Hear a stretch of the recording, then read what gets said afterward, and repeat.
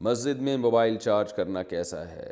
اگر لوگ مسجد میں موبائل چارج کرتے ہیں کیا یہ جائز ہے؟ اگر کسی نے کر لیا تو اس کا کیا حکم ہے؟ محمد زبیر بھوپال سے۔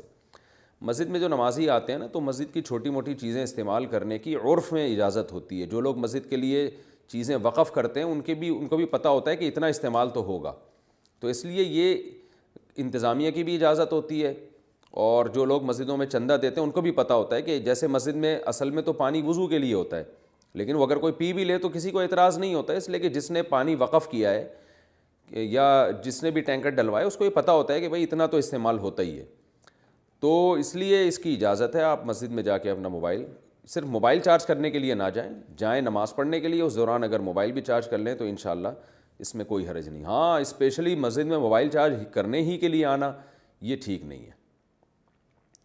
اشراق کی نماز کا وقت اور فضیلت۔ اشراق کی نماز کے بارے میں تفصیل سے بتا دیں، اسے کب پڑھنا چاہیے اور اس میں کتنی رکعتیں ہوتی ہیں اور اس کی کیا فضیلت ہے؟ احتشام صاحب مہاراشٹر سے۔ رسول اللہ صلی اللہ علیہ وسلم نے فرمایا، جو فجر کی نماز کے بعد اپنی جگہ پر بیٹھے بیٹھے اللہ کا ذکر کرے، پھر جب سورج طلوع ہو جائے تو 2 رکعت پڑھے تو اسے ایک حج عمرے کا ثواب ملتا ہے۔ بہت بڑی فضیلت ہے، تو یہ 2 رکعت کے بارے میں آتا ہے۔ اچھا، اور اس کا جو وقت شروع ہوتا ہے یہ سورج طلوع ہونے کے تقریباً 15 منٹ بعد، اور یہ ہر علاقے میں مختلف ہوتا ہے، یعنی جب سورج میں تھوڑی سی تیزی پیدا ہو جائے، یعنی ایک نیزہ سورج بلند ہو جائے، تو اس وقت اشراق کا وقت شروع ہوتا ہے۔ رہتا کب ہے؟ جو جمہور کا قول ہے اس کے مطابق چاش کے وقت تک رہتا ہے اشراق کا وقت، کیونکہ چاش میں نئی نماز کا وقت شروع ہو جاتا ہے، جس کو چاش کی نماز، جس کو اصل میں حدیث میں اوابین کی نماز کہا گیا ہے، وہ جب ہے جب سورج جو ہے زوال کا وقت اور طلوع کے وقت کے بالکل درمیان میں ہو، یعنی 45 کے زاویے پر جب سورج ہو جائے گا نا، تو اس وقت چاش کا وقت شروع ہو جاتا ہے۔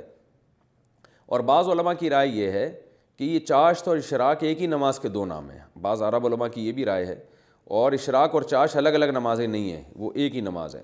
مجھے اب چونکہ بہت زیادہ میں نے اس مسئلے میں تحقیق نہیں کی ہے، تو میں نے صرف ایک رائے آپ کو بتا دی ہے۔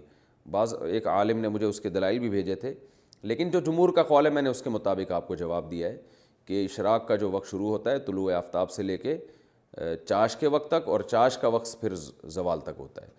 تو جو علماء چاش کی اور اشراق کی نماز ایک ہی کہتے ہیں، وہ کہتے ہیں زوال سے پہلے بھی اگر آپ پڑھ لیں گے تو اشراق کا ثواب مل جائے گا۔